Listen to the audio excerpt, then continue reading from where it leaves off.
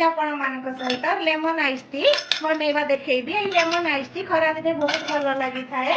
आपण ए lemon ice T थरे बनांतु देखिबे आपण कोल्ड ड्रिंक्स पीबा मध्ये भूली जिबे।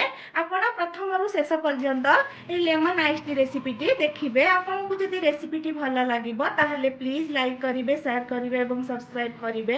फेसबुक पेज रे देखुतिले फॉलो तो निश्चित भाबे करिवे। देखो केते सुंदर भाव आमर लेमन आइस टी प्रस्तुत हो गला।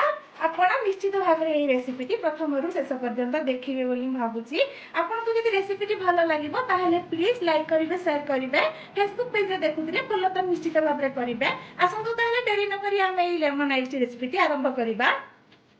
नमस्कार, मु रश्मिता रश्मि रसशाला को आपण मन को स्वागत जनाउछि। आशा करूछि आपण मन समस्त भलो देखिबे। आपण रेसिपी टी प्रथम रु शेष पर्यंत देखिबे। आपण को जदि रेसिपी टी भलो लागिबो ताहले प्लीज लाइक करिवे।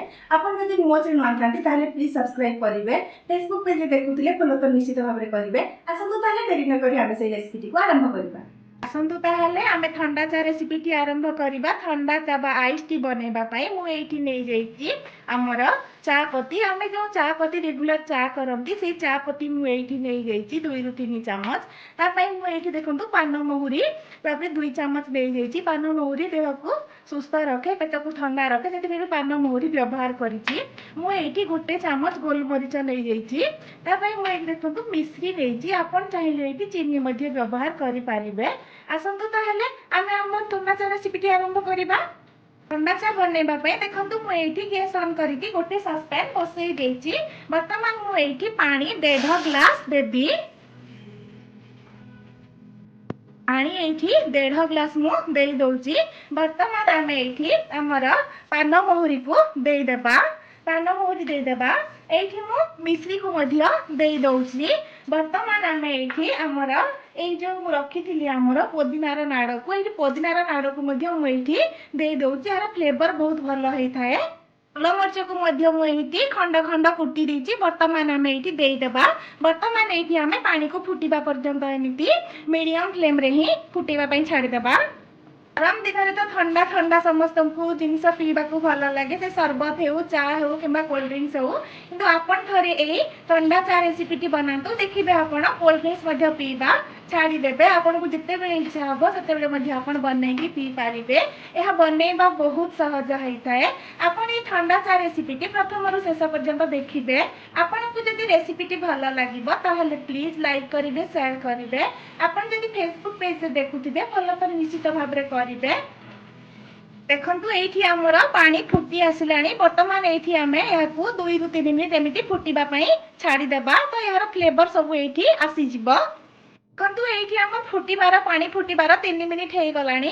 वर्तमान एठी हमें गैस रा फ्लेम को लो करि देबा। वर्तमान मु एठी देखंतु हमर चा पत्ती देई दउची। वर्तमान एठी मु चा पत्ती देईकी एठी मु देखंतु गैस रा फ्लेम को बंद करि देबी। आपण देखंतु मु एठी कवर लगेकी 3 रु 4 मिनिट एमिति को छाडी देबी। वर्तमान तो हमर एठी चा पत्ती पकैबार 4 मिनिट पाखापाखी हे गलानी। देखंतु केते सुंदर भाव रे हमर चा पत्ती रो रंग आसी जेछि। आपण देखि पारुथिबे। वर्तमान आमे यहा को छाणी देबा। वर्तमान आमे एठी गोटे जगह रे यहा को छाणी देबा। देखंतु केते सुंदर देखा जाउची।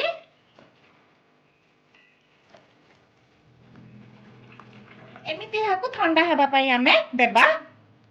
एठी हम देखंतु चा देखंतु पूरा ठंडा हे जाईची।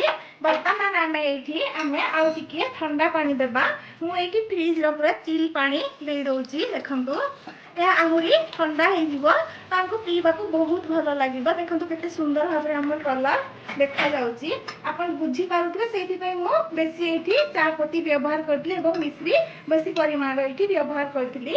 एठी हमें आउ टिके आको बनैबा पई स्वादिष्ट एठी मु देखंतु गोटे लेबुरा रस देई दउची।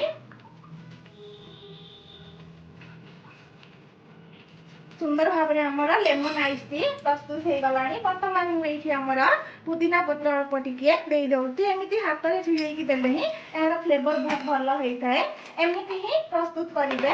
वर्तमान आमे याकू गोटे जार रे एमिति रखिबा। एठी वर्तमान आमे बहुत सारा बरफ देई देबा। बरफ देबा द्वारा हमर चा आहुरी टेस्टी हेइताए। ଆପଣ ଯେତିକି ଦରକାର ଫୁଲେଇକି ବରଫ ଦେଇଦେବେ ତ ଚା କଫି ଟେଷ୍ଟି ହେବ। ଦେଖନ୍ତୁ ବର୍ତ୍ତମାନ ଆମେ ଏଇଠି ଆମର ଚାକୁ ଦେଇଦେବା।